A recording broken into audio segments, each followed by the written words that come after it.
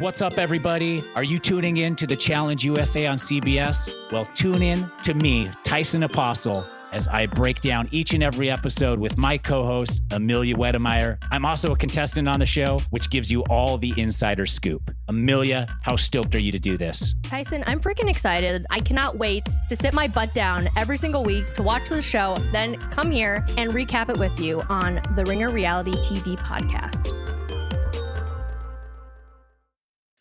This episode is brought to you by Reese's Peanut Butter Cups. All right, it's official. I think I've discovered the ultimate coupling of all time. Like any good relationship, they really balance each other out. One is super sweet, and the other, well, they can be a little nutty sometimes. It is, of course, Reese's Peanut Butter Cups, the perfect combination of peanut butter and chocolate. So perfect, some would call it true love. Find Reese's now at a store near you. This episode is brought to you by eBay Authenticity Guarantee. eBay knows that when it comes to jewelry, authenticity is the real gem. When you see the blue check mark that says Authenticity Guarantee, it means your next piece will be carefully inspired by jewelry experts and will always be worth its weight in gold. Whether you're looking to make a statement or build the perfect everyday look, eBay is making sure you get the real deal. With eBay Authenticity Guarantee, you can trust that jaw-dropping piece will always arrive jaw-droppingly real. Ensure your next purchase is the real deal. Visit ebay.com for terms.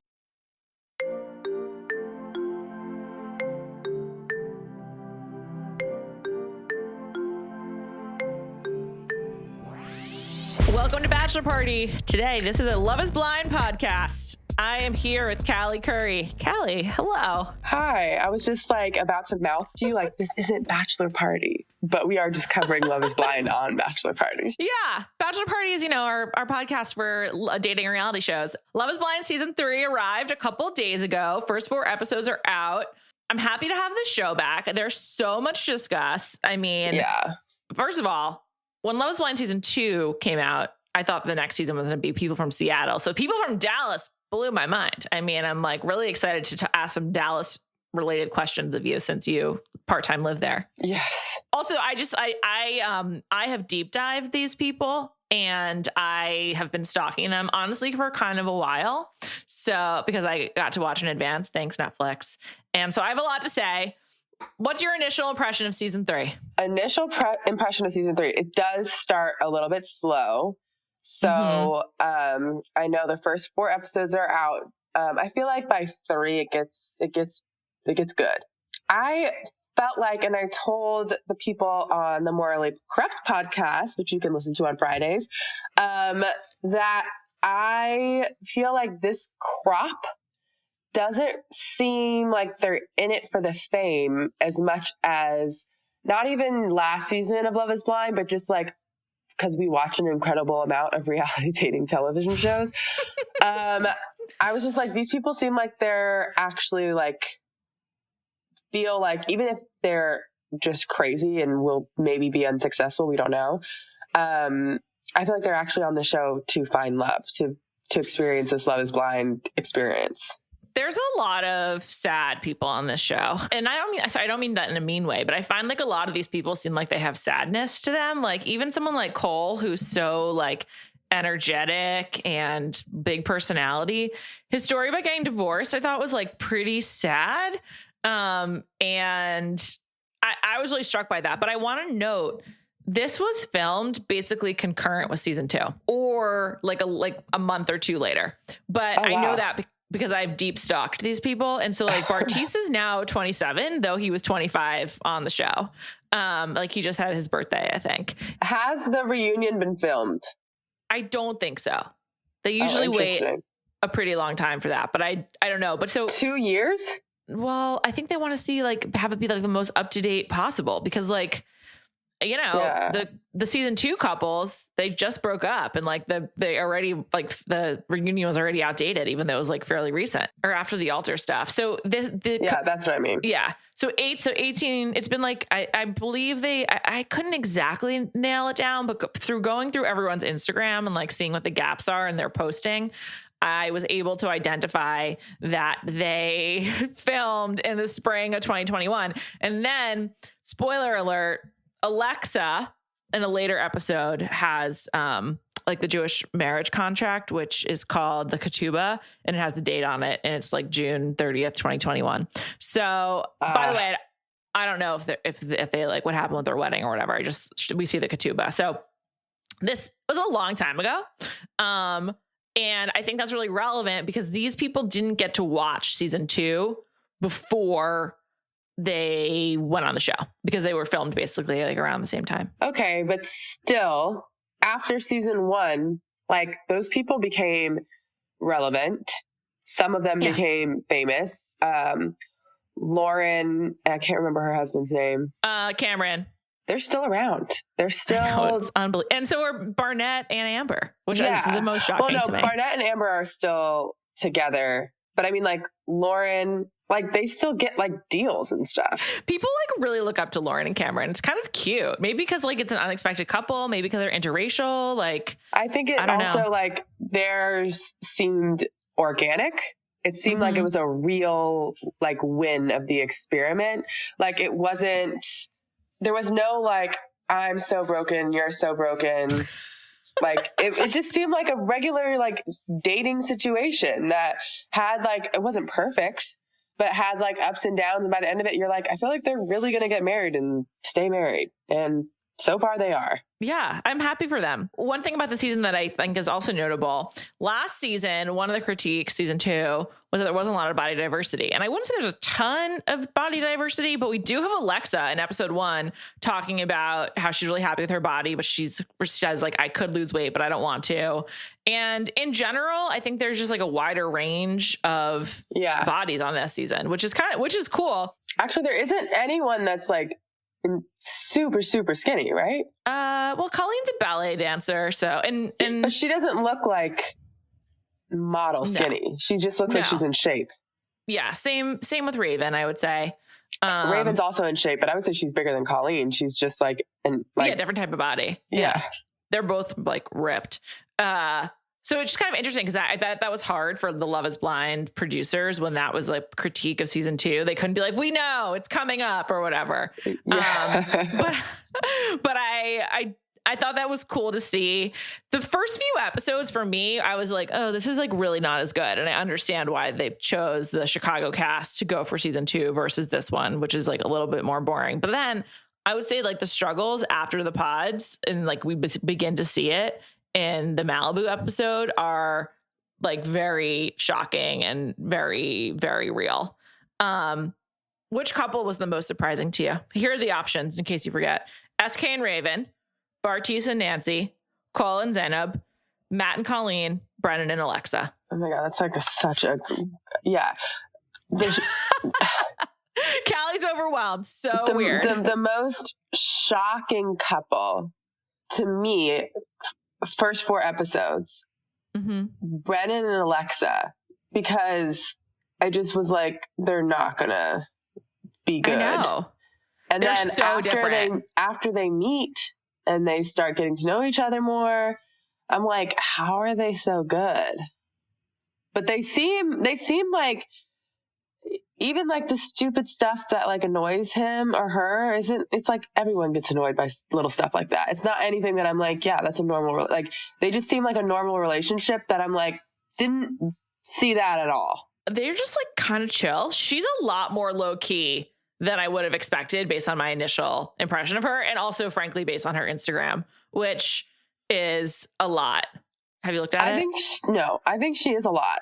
But like you can be a lot, but then your personality just be like, you turn it down. Yeah. I think she's chill, but she's not high maintenance. Yeah. I think she's also just like willing to be like, she's very upfront. Like she versus Raven, I think is a really interesting comparison. Cause I feel like, Raven presented, I will say like Raven, was my least favorite in the pods. And then I started to like her a little bit more in Malibu, but like, Raven doing, her exercises while Bartise is like sharing this traumatic story about running into his mom's first wife was an all-timer. I was like, oh my God, I can't believe she did that. She also like didn't pick up on it at all. She kept going. She never stopped working out. I know. And then when he was like, are you doing jumping jacks? She was like, oh my God, can you hear it? And like kept going. I was like, Are you a sociopath? That's the wildest moment of the first 4 episodes. I think she's just really nervous and she exercises out of nervousness. No. What do you think? I agree with you. I think Raven is someone I went on like the biggest roller coaster with. Like that moment, which I'm not a huge Bartise fan at all. I can't say Oh my God, me neither. I didn't dislike him that much in the beginning. So like with him like opening up or whatever and her doing jumping jacks and work like full calisthenic workout, I was just like, she has no emotion. Like I was just like, absolutely not. Then also when Bartise broke up with her and was like, I'm going the other way. And she's like, you know what? I came to the same decision too. I was like, no, you didn't, honey. I know. You did not. So like, I did not like her at all. And then much like you, I think I even texted you this. I was like, oh wow, I guess I don't dislike her. Like I started to like her more. Like I just feel like it was very like, oh, I really don't like her. I think I might like her. Oh, I maybe don't. I think I do. Like it was just like up and down, up and down. I know. It's a lot of swings. I think she's really, really, really guarded. Like that's my take on her. Because the way that she shares information, she's like so self-conscious. She's so nervous about what the feedback is going to be. And I feel like she's just been treated. I get the impression she's been treated really badly by guys or made to feel like low worth. Because when she shares with Bartise that she is a bottle girl, and I don't know if that's a derogative way of putting it, but you know, is a server at the club. I mean, it's bottle girl. She's like so nervous to tell him. And he's like, what are you, a stripper or something? And she's like, no, God, no.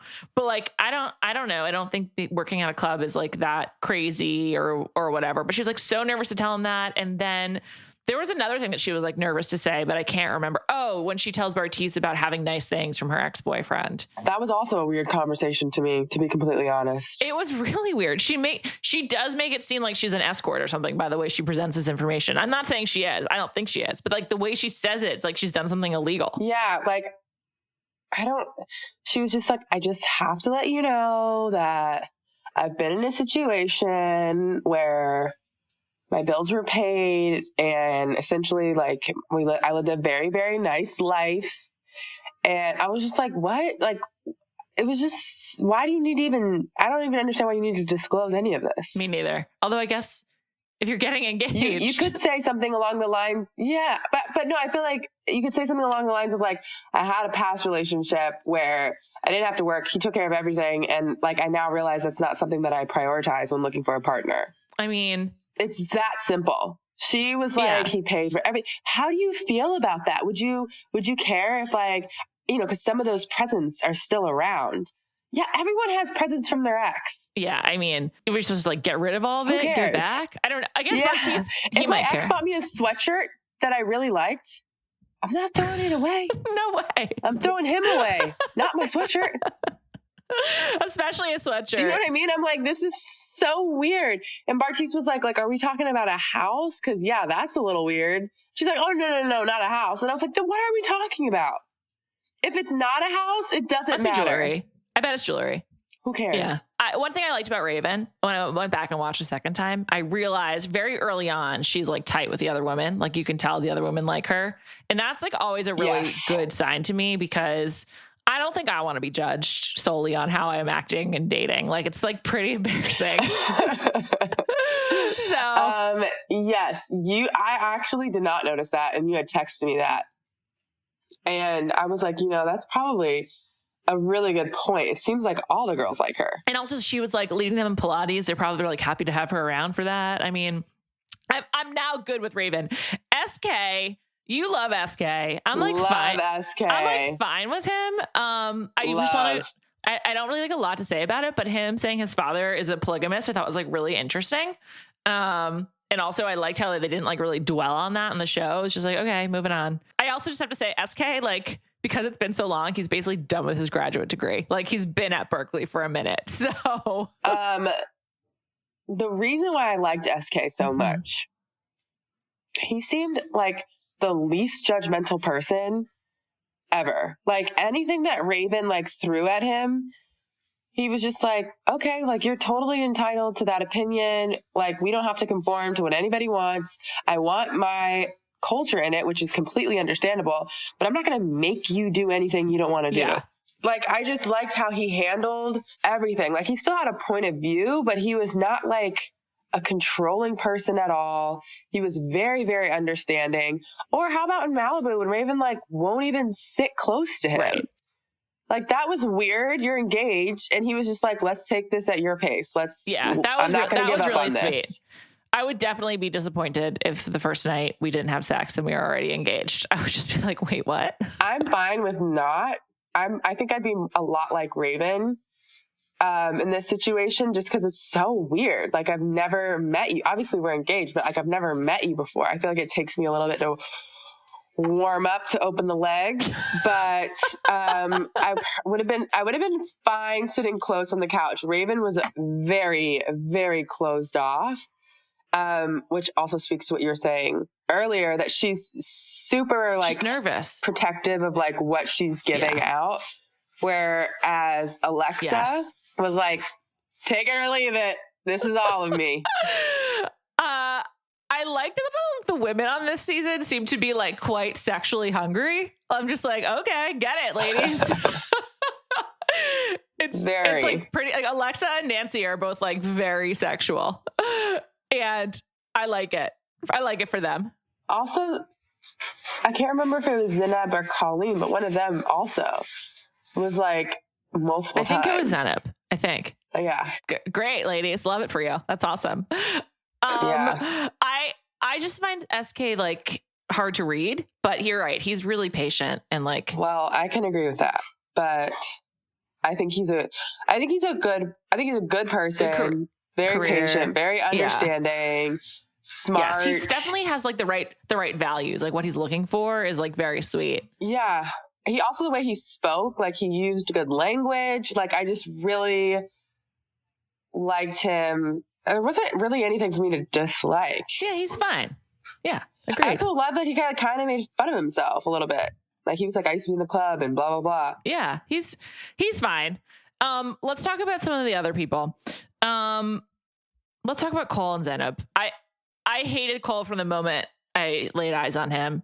The fact that he was like a hot commodity is depressing to me, and I cannot stand him. But one thing that I think is also just really interesting with Cole and Zenab is that one of the first things they bonded over was their love of God. And I bet that's true for like a lot of these characters, a lot of the people who've ever been on Love is Blind. They just like don't talk about it that much. Like that was like one of the first things, you know? That made you like him? No, it didn't. I hate Cole, but not because he's really into God. I just hate Cole because he's like sucks. Him and Bartiz are so immature. Like I can't believe they cast them. They're so immature. I didn't dislike Cole for a while. He like slowly wore me down.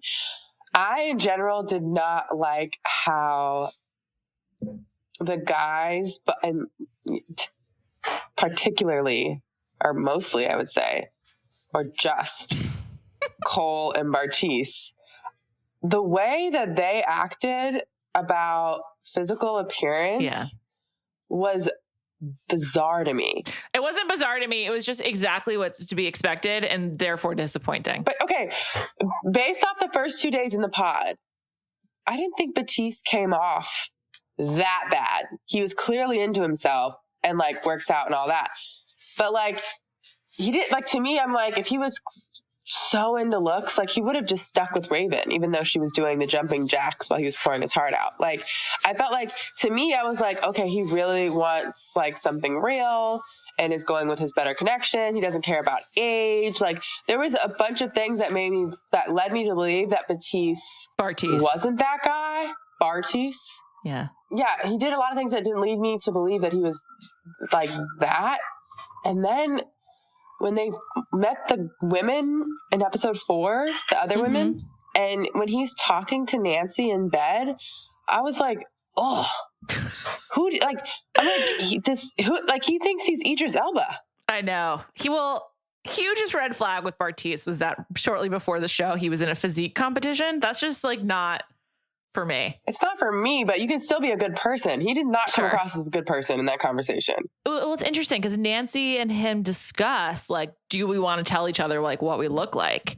And they decide no, which I thought was like really interesting. And one thing we saw less of, maybe this was just in the edit, but like in season 2, we got a lot of the guys trying to suss out what the women looked like, and also vice versa. There was a lot less of this season. Probably still happened. They just didn't show it. And so it was like, you know, I just was surprised that he then like didn't want to know or whatever. But I guess like he was trying to like go along with the experiment. No, but like a guy that acts the way he did would want to know what Nancy looks like. That's why I'm like, you did everything to make me believe that you weren't this guy. And then the second you had the opportunity to be that kind of guy, you were. Like the very second. I think that like some of these people go into it like hopeful that they can do it a certain way, and then they can't. They're just like they want to believe that love is blind, and they don't like know how to find someone. Like Cole was very much like, I don't know how to meet anyone. The girl in the grocery store, and then they just are themselves, and like that's just like how it goes. And also, it's okay for appearance to matter. You have to be attracted to your partner. It's just like maybe that grows over time based on your chemistry and your relationship or like whatever. But I don't know, just they clearly cared a lot. And I think also they both seem really mature to me. I agree Bartise didn't see that immature in the pods, but then like the second he actually meets Nancy and is like actually in a relationship, you're like, oh, right, you're 25. Yeah. I'm someone who likes to think that like it wouldn't matter to me. But like, I think it does matter. It's just like not everyone has the same standards. Like, you know, maybe, you know, you're attracted to one type. Like maybe you and I definitely have different types, I think. So like what you would be into. I think that like I was like, think about yourself just like talking to someone, right? Mm-hmm. If you fully fell in love with someone, mm-hmm. which I mean, I don't know if this is true or not true, but like we are of the age where like you would talk to someone online, like on AIM instant message and like, you know them, but not really. Yeah. You know what I mean? Yes. So like you could definitely fall in love with someone without, you might know what they look like, but you don't like know them like that in person. The only thing for me that would be like an absolute no would be if they were like significantly shorter than me. But outside of that, I feel like I could probably learn to love someone if I wasn't super physically attracted to them. And I think that's like what Raven is hoping for, and like what Raven is expecting to happen, and like wants things to grow. Yeah. With SK. But baby's up. You know, Cole and Zena, like I was like hopeful for them at first. Her story is so sad, by the way. Oh my gosh. Her father died at 13. She didn't even really say why, but he like had a spinal problem on a boat and then passed away. And then her mom died. Sudden. Yeah, sudden. And then 5 years later, her mom died when she was 18. Her mom died of cancer. That is like so sad. I understand why she like would have a hard time dating, honestly, because that's just like a lot to deal with. That obviously, I mean, and during those like really formative years where you're like figuring out how you date, who you like, what's your type. Yeah. Like obviously you're 15, you're not like, you know, whatever. But that is a time in your life where you're to like, explore. Oh, yeah. I like this. I like that. Yeah, whatever. So that's really hard. I feel like they touched on this a little bit, but I think it's like wild for her and by the way, I think her stepmom clearly loves her, and like it seems like she wants to do everything right and make her feel like as loved and as good. Like I know her stepmom scared you a little bit, mm-hmm. but I feel like her stepmom was like as good as you're gonna get. But I think it's wild for her to be then adopted by a white woman. Yeah, like. Because she clearly has that insecurity as well. Yeah, absolutely. And I'm like, absolutely. Yeah, if I didn't have my parents to tell me that like not being white is, you know, still beautiful and blah, blah, blah. Like, and I'm sure her stepmom did that to the best of her ability, but it's just like all that to happen. And then that, I'm just like, that's a lot. Yeah. I'm only not responding more because we haven't gotten to that on the show yet. So, but that's okay. Well, we'll come back to that next week, but you know, she obviously gets like uncomfortable with him pretty quickly. But I also just think that he is like kind of gross. I don't know. I cannot stand him. The way that he talks and the way he's like talking about like looking for a wifey, and like his conversation starters where he was like, who wins in a fight, a gorilla versus a bear? And I'm just like, maybe like several drinks in, you talk about that, but I don't know. I was just not a fan. I was going to say, I'm not mad at that conversation starter, but it couldn't be like the foundation, one of those conversations where we're like building the foundation of our relationship. Yeah. Maybe like year 5, bring it up. Let's talk about it. Let's figure out who wins. Also with Cole, he's divorced. He was married for 4 months, and that's also going to be scarring. So that probably contributes to his behavior. Okay. We don't like Cole. No, I hate him. Zineb was also annoying. She was. Yes, I agree. But she wasn't at the beginning. I thought she was just sort of like inoffensive, and I was just like, whatever. But they didn't seem like a match. But no, by the way, that's what Cole wanted. So her acting that way, he was like, oh, this is great. I can do whatever. I can say whatever. And like, it's all good. And then she started to become passive aggressive. And it was just like, why didn't you just say something? Yeah, very quickly. She doesn't like his habits, which, you have to adjust to it. But she doesn't seem like can like roll with anything, which is understandable. But I feel like that's part of the problem, is like she can't just like adapt on the fly. Yeah, I was just, when I was watching it, I was like, I don't like Cole, but you're like, I feel like there's times where I'm on his side. I don't want to be on his side ever. Yeah, I know. And then there was times where I was fully on his side, and then Cole would do something, and I was just like, bye, bud. Like, it was just very hard to balance the two. I do think that if Zineb had a better partner, she'd be so much better. Which, by the way, if you got married, or not married, if you got engaged to someone who was just not a fit for you, you probably would come across annoying as well. Oh, when I don't like someone and I'm like, I feel like stuck in interacting with them, I get super weird and cold and like mean. And I'm just like, it's not good. So yes, I would do the same thing. Yeah. But then she would say things where I'm like, does she like him? So it was kind of confusing. I think she does like him. I think this group of people is like way more scarred than the previous group, or the previous 2 groups, in my opinion. Cause like we just go down the list. SK, I don't think he's scarred. Raven, she definitely is. Nancy, we'll come back to her in a minute, but she just seems like wacky. I like her. Bartice, immature. Cole, immature. Zainab, scarred. Colleen, also scarred. Come back to her. Matt, anger issues, scarred. I was going to say Matt is scarred. And then Brennan and Alexa, they're both cool.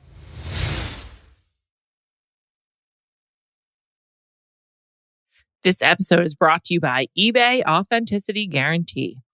eBay knows that when it comes to jewelry, authenticity is the real gem. When you see the blue check mark that says Authenticity Guarantee, it means your next piece will be carefully inspired by jewelry experts and will always be worth its weight in gold. Whether you're looking to make a statement or build the perfect everyday look, eBay is making sure you get the real deal. With eBay Authenticity Guarantee, you can trust that jaw-dropping piece will always arrive jaw-droppingly real. Ensure your next purchase is the real deal. Visit ebay.com for terms. This episode is brought to you by Visible. Maybe you've already let your New Year's resolution slip. We all have, but you can still make a 2 year's resolution with Visible. Right now, you can get a one-line wireless plan from Visible for just $20 per month for 24 months. 24 months is basically 4 bachelor seasons. That could be 4 engagements, 4 broken engagements, so many other couples we didn't see them coming. It's really an eternity in Bachelor Nation. And that's unlimited 5G data powered by Verizon with no annual contracts. Switch now at Visible.com and use the code VISIBLE24. Don't miss out. Offer ends January 31st. New members only. Promotional rate with service on the Visible plan. For additional terms and network management practices, see Visible.com. This episode is brought to you by State Farm. You might say all kinds of stuff when things go wrong, but these are the words you really need to remember. Like a good neighbor, State Farm is there. They've got options to fit your unique insurance needs, meaning you can talk to your agent to choose the coverage you need, have coverage options to protect the things you value most, file a claim right on the State Farm mobile app, and even reach a real person when you need to talk to someone. Like a good neighbor, State Farm is there. Who's your favorite of all these people? Like just like individual? One person. If you had to pick one person to be team blank, whose team are you on? That's so hard. Oh, I know mine instantly. Is it SK? No, I do love SK, but it's not SK. I think it's Brennan. Brennan seemed the most genuine and sweet to me. I'm Team Brennan. Yeah, he seems like a great guy. He seems like really open-minded and like just like excited about life. And he's so sweet with Alexa. And I really liked how he talked about like cooking. And I don't know, he seemed like a real sweetheart. Yeah, I have no complaints. Me neither. I don't even have anything else to say about him. He just seems great and like really excited. It's very sweet. And I feel like he's like willing to compromise. Yeah, totally. Which is kind of what I felt about SK too. Yeah. Like he was willing to be like, okay, this is what you want. This is what I want. Let's meet here. I do think Alexa is surprising. Like I just expected her to be a lot more high maintenance. And so when I saw them interact and she's like pretty low key and just like committed to the relationship, I was like, oh, I think I like her too. I like Alexa. I feel like I expected her based off like her looks and how she talks about herself, which I love. But putting that all together, I was like, oh, she's going to be so superficial. And she doesn't seem that way at all. I know. She also clearly cares about family. Like the way she was talking about her siblings was really sweet, which I really liked that too. So like they're almost boring because I'm just like, cool, you both seem great and I hope it works out. Brennan, Alexa, and SK are my faves. I'm also Team Raven. I really came around on her. So, but we'll save that for later on in the season. She's probably on like the third level of the pyramid. Wow. Ooh, interesting. Okay. I mean, there's like 5 levels. That's not bad. Maybe 6. We haven't discussed Nancy at all.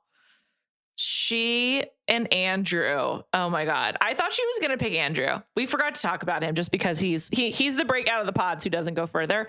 Andrew talking about his transcendental sex. I was just like, I don't really believe this story, honestly. I didn't like any of it. Also, I wanted to know, like, scientifically, are some of the things he was talking about possible? Right. Like, I mean, like the way he like doesn't ejaculate, but has an orgasm. Yeah. I'm like, maybe you're just not attracted to what you're doing.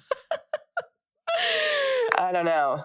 It was a turn off for me. And I know you're not a huge Nancy fan. I think she's a little like, cuckoo, but like not in a bad way.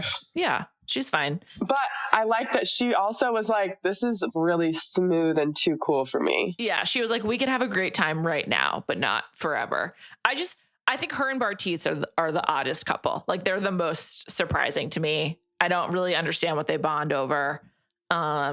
I don't feel like we saw a lot of them in the pods. We heard Bartiz saying like many times, like, it's Nancy. I could feel in my gut that like, it's Nancy for me. But we saw so much more of him and Raven that to like not work out that when they end up getting engaged, I was really surprised. I don't think they showed a lot of the conversation, but I think they didn't.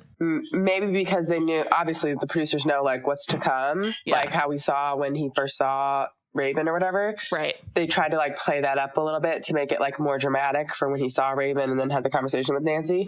Nancy seems like a smitten kitten with him. So they must have had good conversations. Cause I also, for as wacky as Nancy is, she is smart. Yes, definitely. I really, really like Bartiz's speaking voice. So I also could see that being effective when you're in the pods. And you're just like, okay. You like his speaking voice? I do. Huh. It's very distinct as well. Colleen. We haven't talked about Colleen, the ballet dancer. I feel like Colleen gets more rejection than I would ever have guessed, but she takes it really hard, which leads me to believe this is not new for her. She also says like this is a pattern, but I still was surprised. Well, have you ever in your life heard someone talk about how they want to get married in a pod, so within like a week, but also it's just not their style to go deep? Also, she jumped around. I mean, Matt was her third choice. Like she was into Cole, then she was into Brendan, and then she was into Matt. It was like a mind-blowing thing for me for her to be like, yeah, it's just like not me. I just don't like, like she essentially was like, I just like talking about surface level things. That's it. I know. I was like, what? I know. It's like, so you don't want to be in a relationship. You just want to have like casual friends. And I'm like, that's probably the pattern. And she even said, a lot of people like me because I'm pretty, which also was mysterious to me. But anyways, she's a dead ringer for Sarah Bareilles, who Callie didn't know who that was until I told her. I knew who she was. I don't know what she looks like until you showed me. Got it. And they do look a lot alike. A lot. But no, she said that a lot of guys will like her because she's pretty. And then after getting to know her, move on. And I'm like, if you're only talking about what your favorite color is, people are going to move on. Yeah. I also just think that she seems really like, everyone's like, so tell me about yourself. And I noticed she's always like, well, I'm a ballet dancer. And I think it's like awesome to be proud of your work, but she also like really identifies with like the ballet piece of it and like emphasizing that she is like limber or whatever. That's her personality. I guess so. Also the guys are really into it. They're like, ooh, ballet dancer. Nice. So yes. But again, if you're not deep enough for Cole, that's an issue. It's a great point. Like if Cole's like, I just wanted to have a more meaningful conversation, and you're like, it's not really for me. Like, if it's like Cole is puddle deep. He's shallower than the shallow end of a pool. So it's a great point. I wonder if part of that for him is the religion thing, because I feel like that was a really big thing with him and Zenab. And he, like they right away were like, yeah, that means a lot. And Zenab was like, I prayed for you last night or whatever. And I wonder if she just like won't go there or doesn't want to go there. Also, she's from Pennsylvania. I get the impression that a lot of these people grew up in Texas, and she didn't. So obviously neither did SK. I mean, that to me was like, okay, but other than the jumping jacks, that moment was the second most shocking. I was like, what do you mean? You're trying to find who you're going to marry. You're going to have to talk about something other than you putting your leg behind your head. It's really a great point. I just think that she also seems really, really young. Like she probably just needs to date a little bit more. But like, how old is she? I think she was like 25 or 27. That's not that young. I know, but she just acted young. I'm not saying what her age is. I'm saying she seemed immature to me. Yeah. But Matt, I believe Matt's also divorced. He is. Yeah. Right? Oh, yeah. Like he got cheated on by his fiance. That's like the biggest thing about him. Which is also a bad sign. If your whole personality is having been cheated on, it's just like, okay. I remember you texted me about like how much you disliked Cole. Mm-hmm. And I was like, Cole, Matt is so much more alarming. Matt seems like he has anger issues, and there's just like a lot simmering underneath the surface with him. I'm not a fan, but he just like didn't leave a mark, because I was so shocked that Colleen was getting engaged to her third guy. And I was like, really? You're just going to like go along with it and see what happens? That was really surprising to me. She kept being like, I always knew it was you. No, you didn't. Like you had no idea. You definitely thought it was Cole. You wanted it to be Cole. Cole, and then who else? Was it Andrew? Brennan. Who was the other Brennan person? also had to turn her down. Oh, Brennan. That's who it was. Yeah. Brennan really is so nice. What a sweetheart. He seemed nervous to tell her. Cole was he seemed nervous. By the way, Bartiz also seemed nervous, and yeah, it was really awkward breakup with Bartiz and Raven. So really uncomfortable to watch. He like wouldn't just get to it, and Raven was like, "It's all good. You don't need to say anything more." I came to the same conclusion. Yeah. I think I just feel bad for Raven. Like, I know that she comes off like kind of rude or whatever, but I just feel bad for her. Like, there's clearly like a lot going on, and she's just like looking for something. I don't know. I just do, Callie. Okay. She has a good job. She has a lot of presence, and she's good looking, great hair. Not a lot to feel bad for. Okay. So after the pods, I was like, oh, great. They're going to go to Mexico. They go to fucking Malibu. Nope. That is so lame. Malibu? It was really random. But if they filmed at the same time, yeah. Was it like a COVID situation? Why would it be a COVID situation? The other people went to Mexico. I don't know. I'm just like, this is the raw end of the deal, short end of the stick. I would much rather. They seemed very happy with it, but like their rooms were small. It was objectively worse than the hotels that they had in Mexico. I was also thinking, I was like, what hotel are they at? There's not really hotels in Malibu. It was the Calamigos Ranch. You know that place? It's like they have like a wine tasting room, and that's at least it was like right next to that. But I believe they have like a hotel by there as well. So yeah, it's the Guest Ranch and Beach Club. I just think that is like nice for like a weekend getaway or like a wedding, but I definitely would prefer to go to Mexico for a period of time.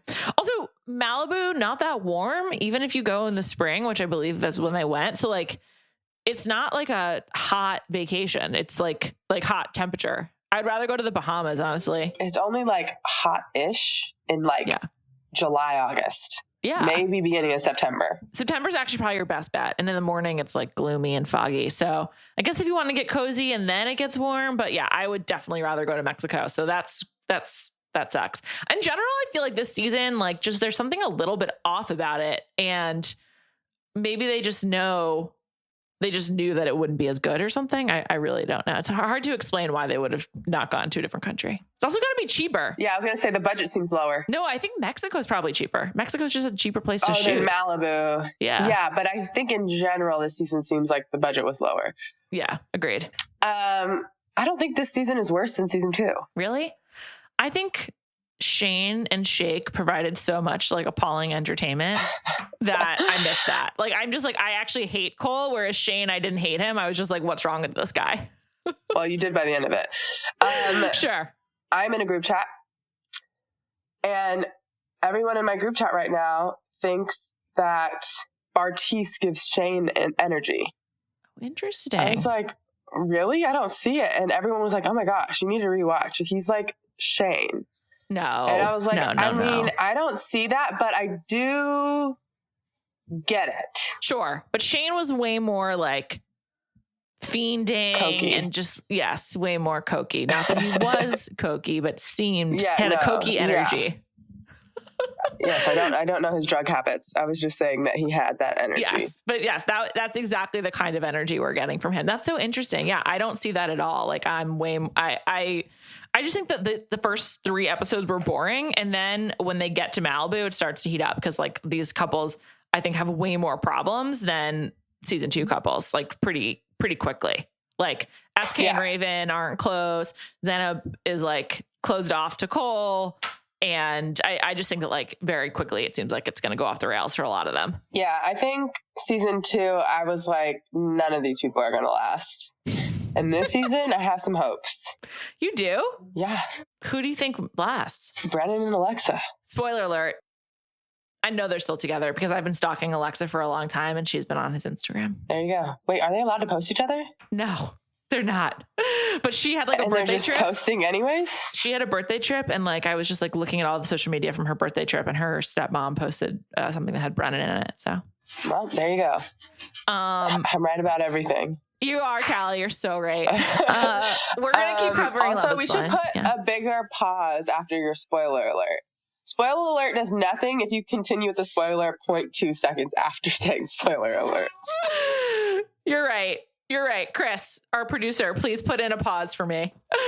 But yeah, no, I like they just seem so normal. Yeah, I agree. I like them too. I just think, I don't know, this season just is missing something for me. Season 2, I enjoyed a lot more. Also, maybe it's just like too soon. Like we had a long layoff between 1 and 2 because of COVID, and maybe that's the way it should be.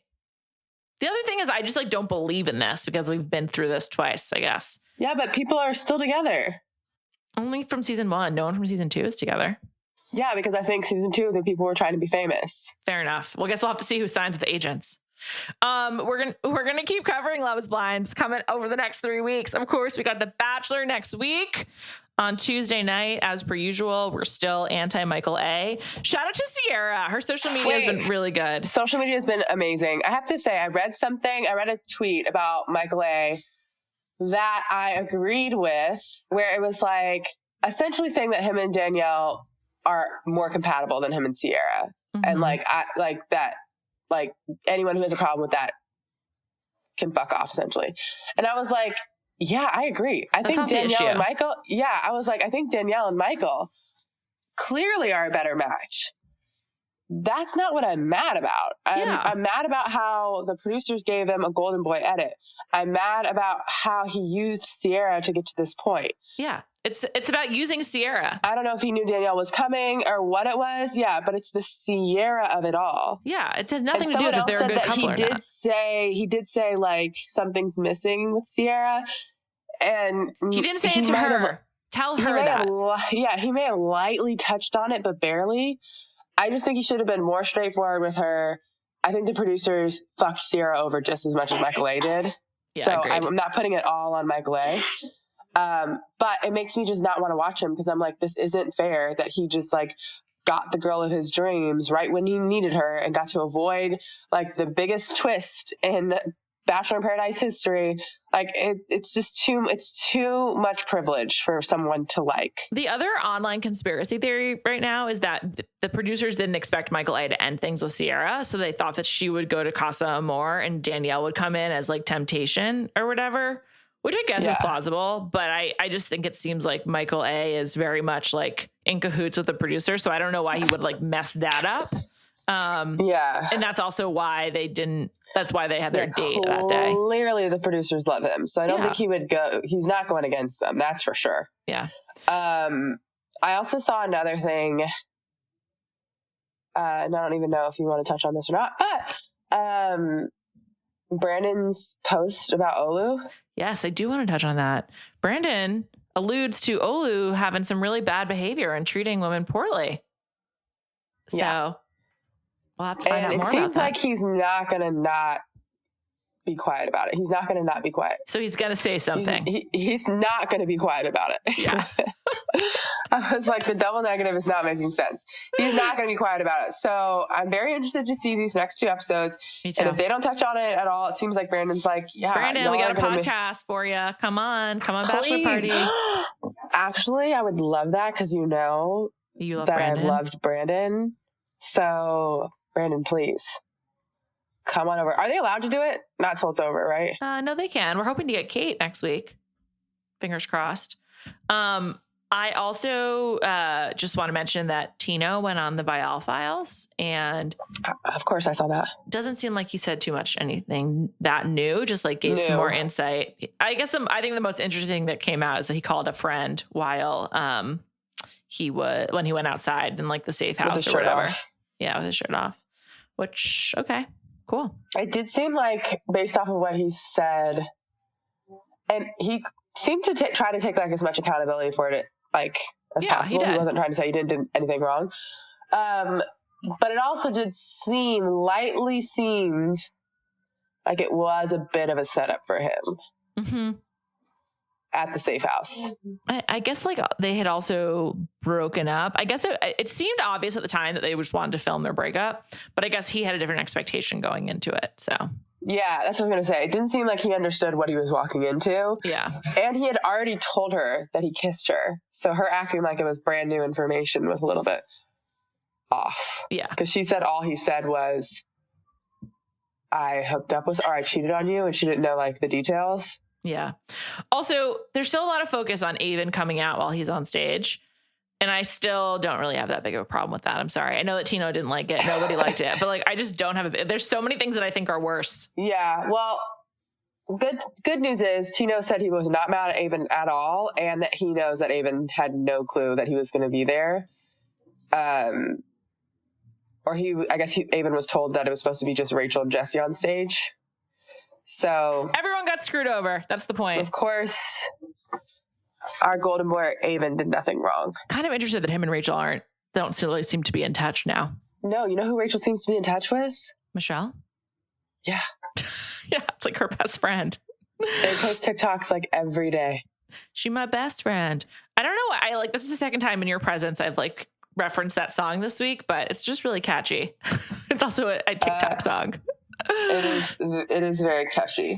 And we do talk a lot, so maybe you think I am your best friend. I do consider you a good friend, Callie. I hope it's mutual. So, of course. Not to get too awkward. Will you accept my rose? Do you want to get married? I accept. You're already married, unfortunately. Yeah, I am. Okay, but, great. I could be like SK's dad. Yeah. Cool. All right, everybody. Thanks to Chris Sutton for stepping in to edit this podcast and produce this podcast. We'll be back on Tuesday night covering Bachelor in Paradise and more Love is Blind next week. Watch the show if you haven't. I mean, I don't know why you'd be on like the final minute of this pod if you haven't watched it, but yeah, keep watching. All right, everyone. Have a great weekend.